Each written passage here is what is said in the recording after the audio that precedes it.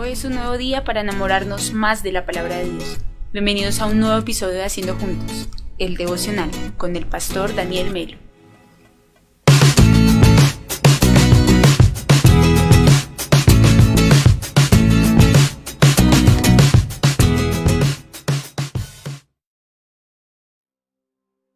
A todos, muy buen día. Les saludo desde mi corazón en esta mañana.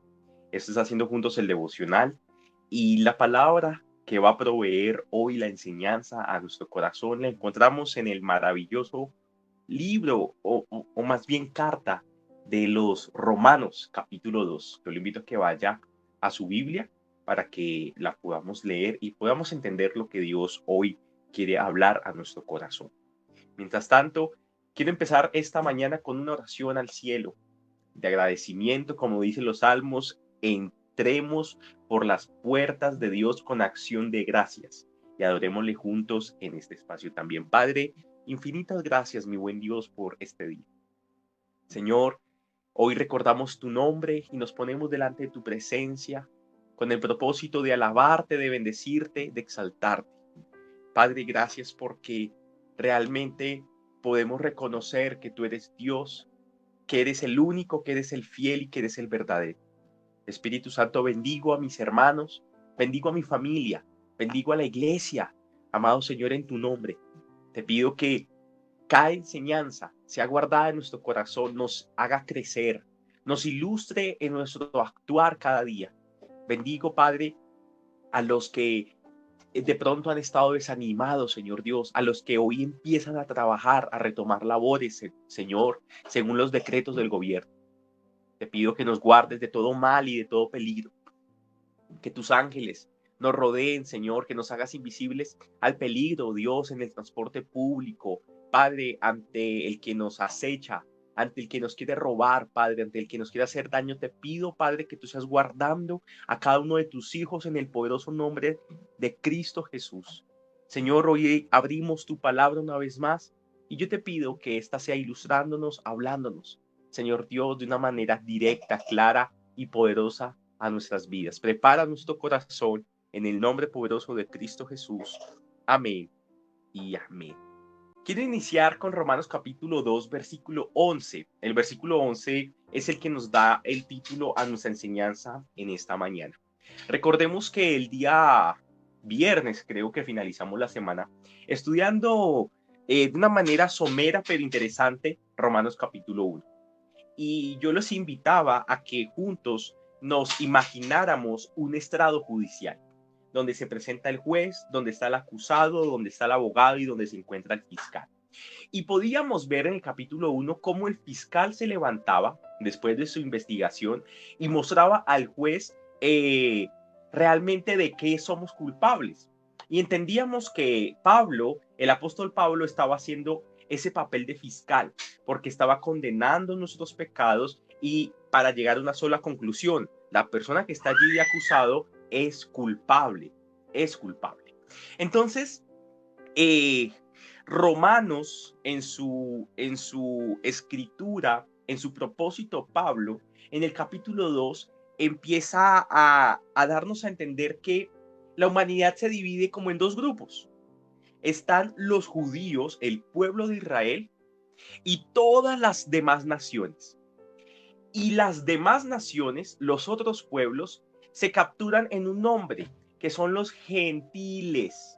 Siempre vamos a encontrar en la palabra, en la escritura, el vocablo gentil. Está haciendo alusión a la persona que no es judía, que puede ser de cualquier otra raza, pero que no es judía. Entonces, en pocas palabras, el mundo se divide en dos: en los judíos y en los gentiles. Y no podemos desconocer que los judíos fueron el pueblo escogido por Dios. Fue el pueblo selecto entre todos. Dios decidió escoger al pequeño, al esclavo, al menesteroso. Asimismo, lo declara la palabra del Señor.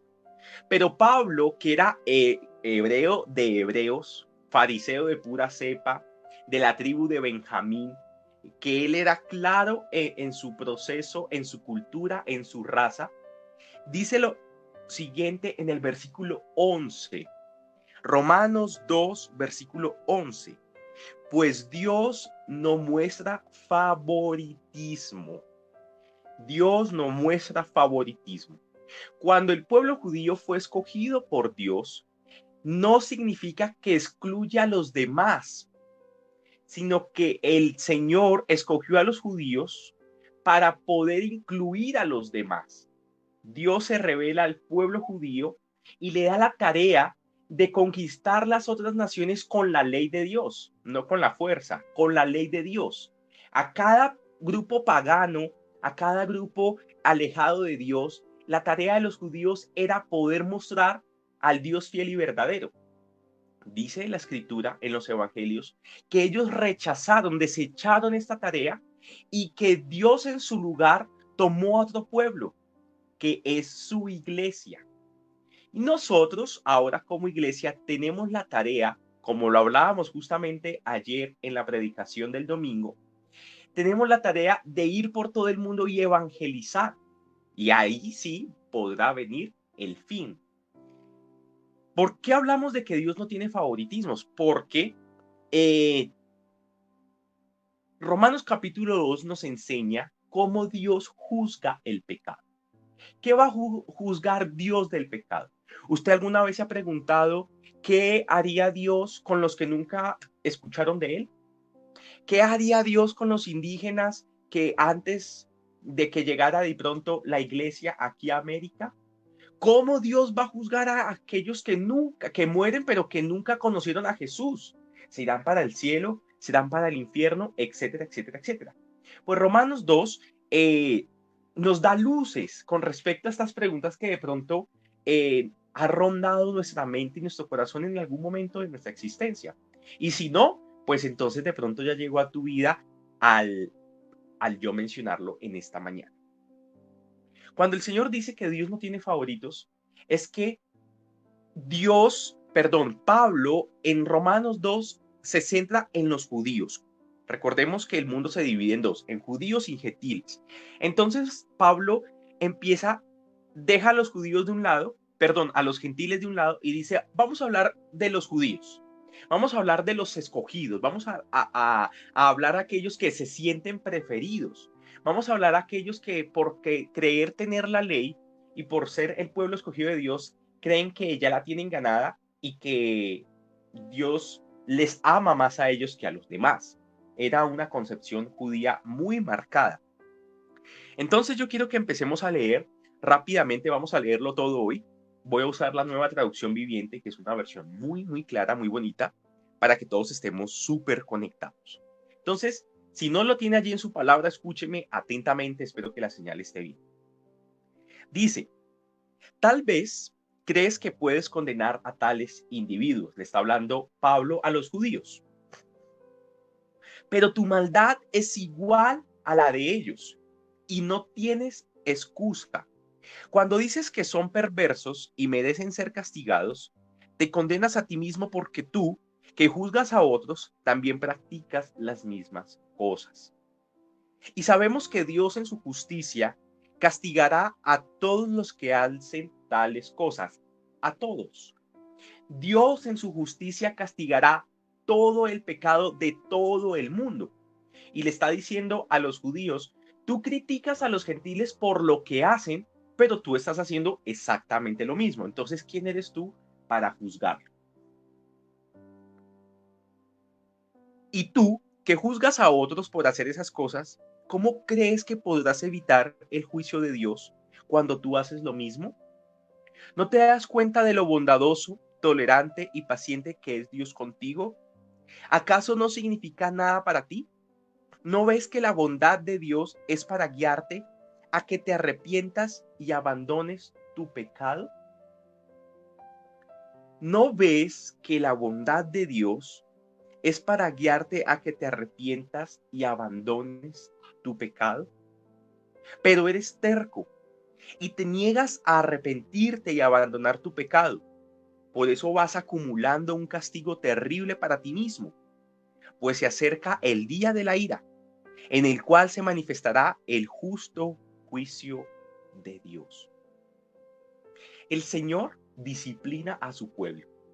El Señor dice que a los que ama, disciplina.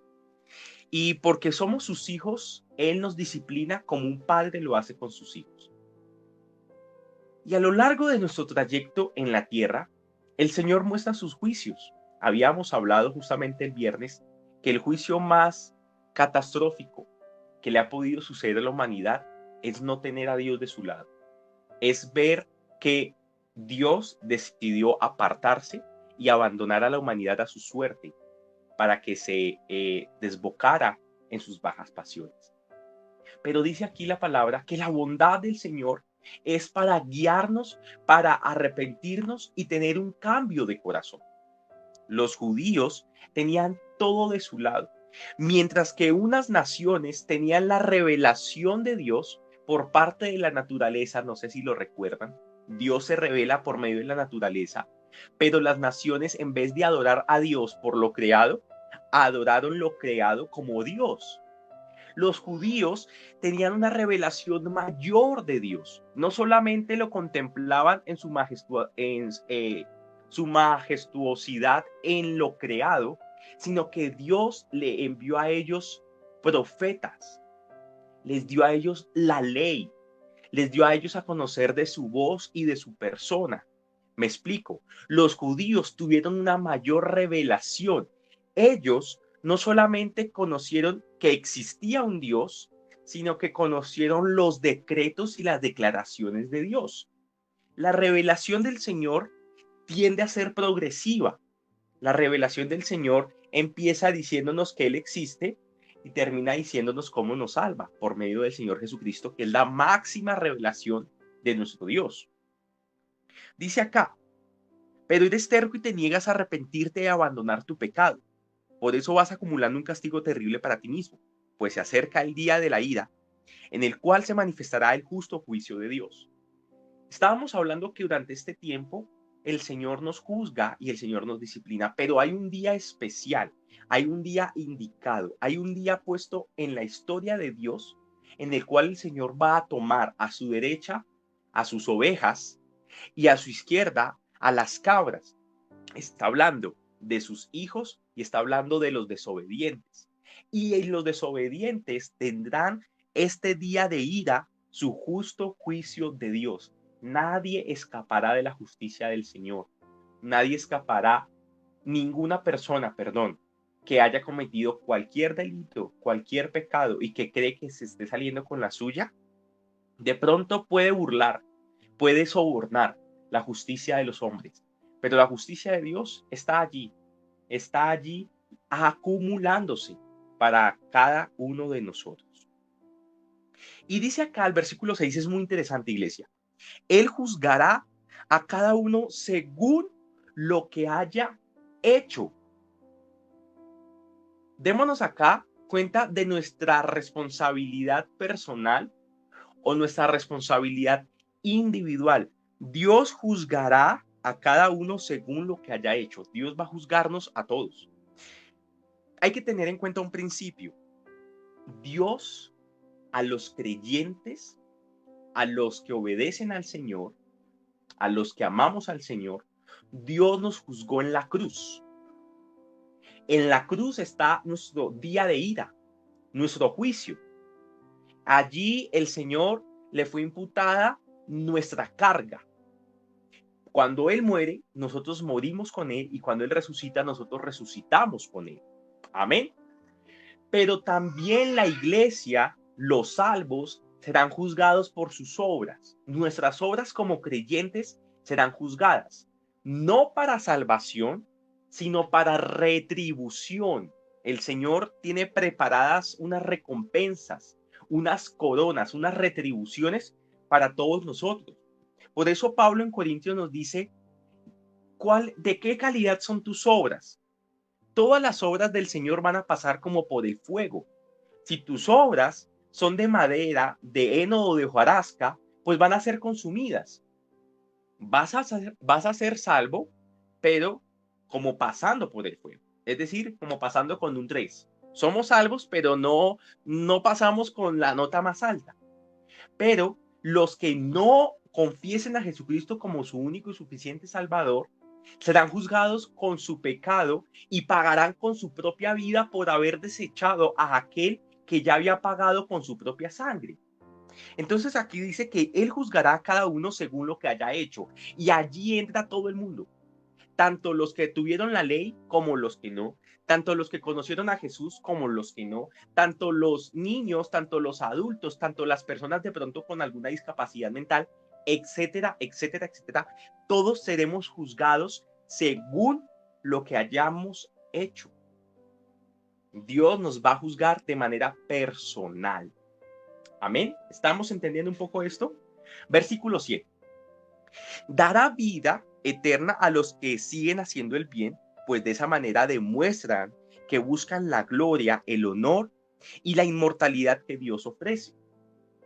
Pero derramará su ira y enojo sobre los que viven para sí mismos, los que se niegan a obedecer la verdad y en cambio viven entregados a la maldad. Ayer me llegó un WhatsApp de un joven y me decía: pastor, yo quiero hacerle una pregunta. Yo quiero serle honesto. Yo soy el único cristiano en mi familia y cuando yo comparto, la respuesta de mi papá es que él conoce de Jesús, que él cree en Jesús, pero él maldice, él se emborracha, él es grosero, él no tiene ningún cambio, nada. Él es salvo. Él es salvo porque dice la palabra de Dios que los que creen en Jesús serán salvos, y él me dice que él cree en Jesús. ¿Él es salvo? Entonces yo le contestaba lo que nos dice Mateo con respecto justamente a los que dicen creer en Jesús, pero se comportan como si no lo hiciesen. Dice la palabra que muchos en ese día dirán: Señor, Señor, pero en ti hicimos y deshicimos. Y el Señor lo único que les va a decir es: apartados de mí, hacedores de maldad, yo nunca los conocí. Porque el que cree obedece, porque el que obedece ama. Y amamos a Dios porque hemos podido entender que Él nos amó primero a nosotros. La fe viva va acompañado de una obediencia eficaz. Y la obediencia eficaz se levanta, se activa por un amor profundo a Dios, porque buscamos agradar a Dios antes que a nosotros mismos. Obedecer la verdad, ¿cierto? Entonces, la palabra nos dice que aún los demonios creen en Dios y tiemblan.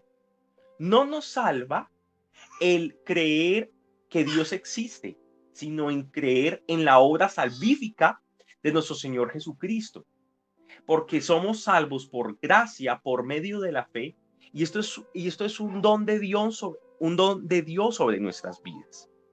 Dice acá: pero derramará su ira y enojo, estoy en el versículo 8, sobre los que viven para sí mismos, los que se niegan a obedecer la verdad y en cambio viven entregados a la maldad.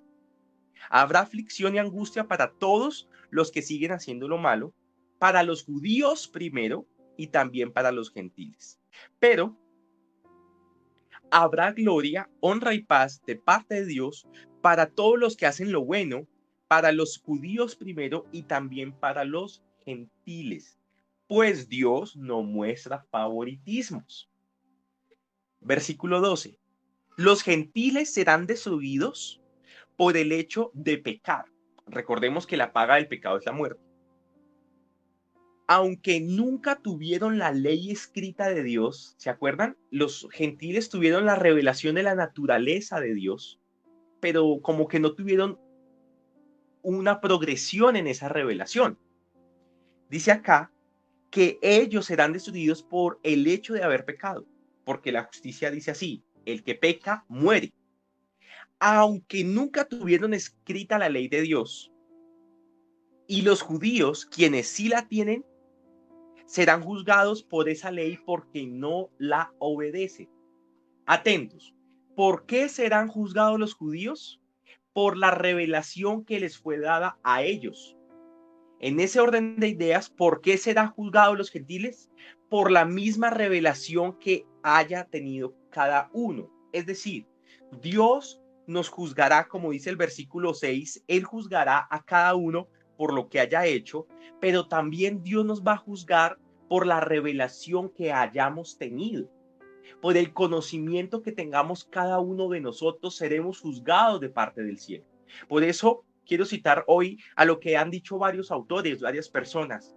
No me preocupa lo que no entiendo de la Biblia, sino más bien me preocupo por lo que entiendo y no obedezco.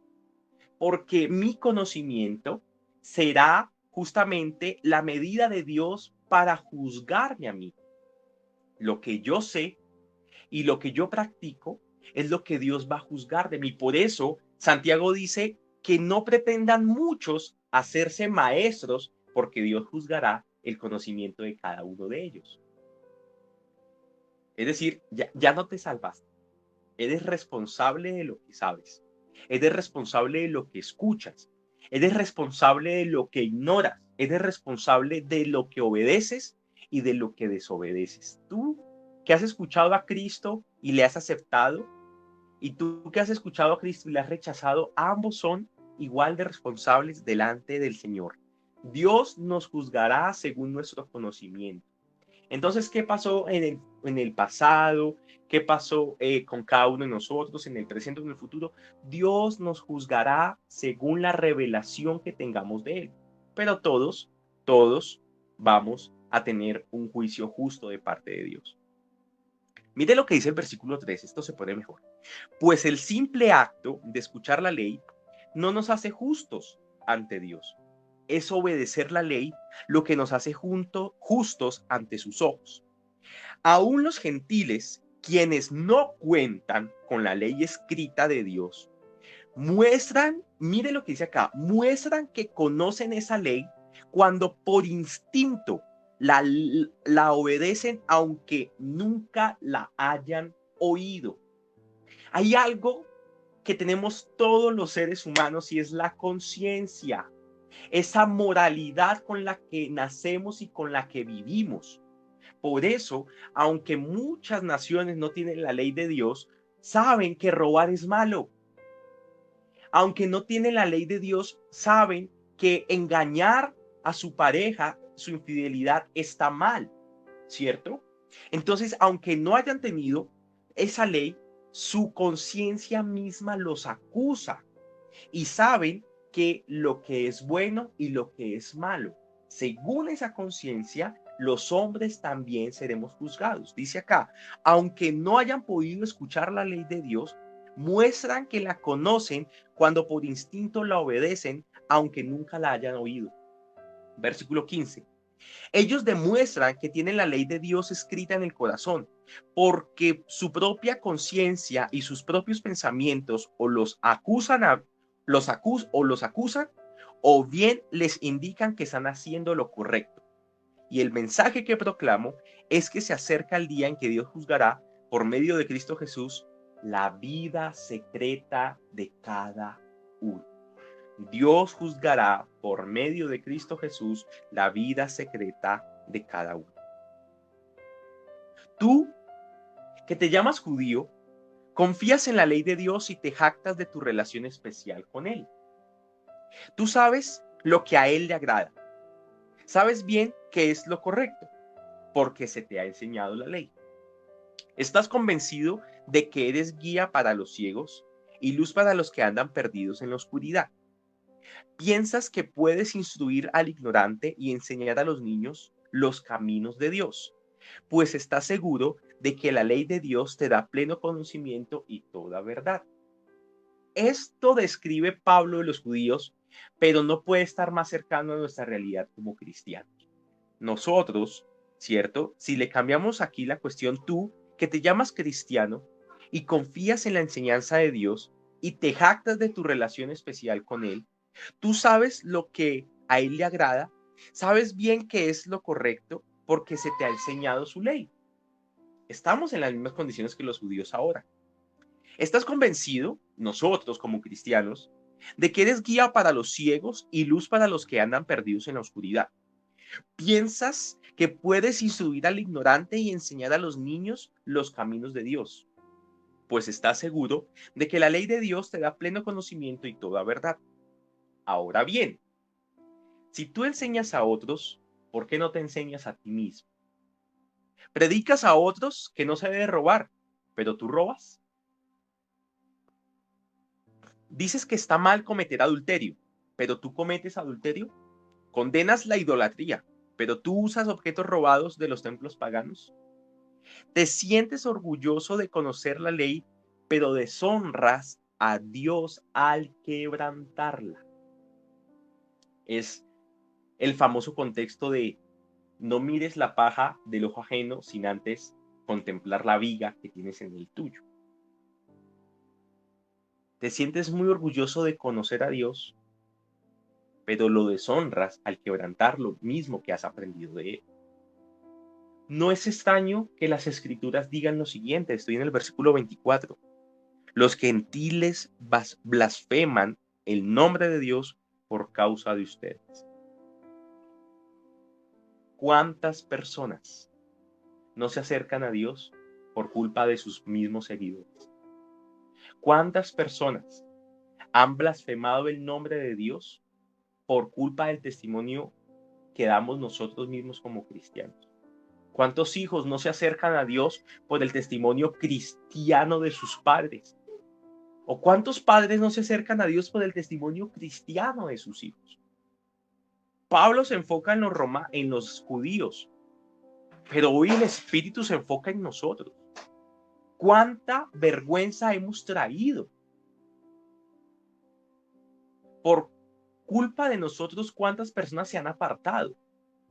Y cuando hablo de nosotros, no me meto en la misma harina, en ese mismo costal, pero sí quiero hacer alusión justamente a todas esas personas que nos hacen quedar mal, porque las conocen como cristianos. Por eso dicen que todos los pastores son ladrones, todos los pastores son unos aprovechados, todos los pastores son una cosa y otros no. Conozco hombres y mujeres virtuosos del Señor, en el cual se evidencia el Espíritu Santo de una manera sorprendente, compasivos, dadivosos, entregados, y eso, por ellos no nos juzgan es por los malos, nos juzgan por los asalariados, nos juzgan por los engañadores, por ellos nos juzgan. Pero miremos a tu familia. ¿Qué dice la familia de ti? ¿Cuál es el concepto que tiene la familia de ti con respecto a tu fe? ¿Dirá, él sí es un verdadero cristiano? ¿Ella sí es un verdadero cristiano? ¿O dirán, uy, no, si ser cristiano es ser como él o ser como ella, yo mejor ni lo pruebo? No es extraño que las escrituras digan, los gentiles blasfeman el nombre de Dios por causa de ustedes. La ceremonia judía de la circuncisión solo tiene valor si obedeces la ley de Dios. ¿Qué era la circuncisión? Dios le dijo a Abraham que circuncidara a su hijo Isaac. Siendo respetuoso, algunos no saben qué es la circuncisión. La circuncisión es una pequeña cirugía que se hace en el pene, se hace en el miembro viril, ¿cierto?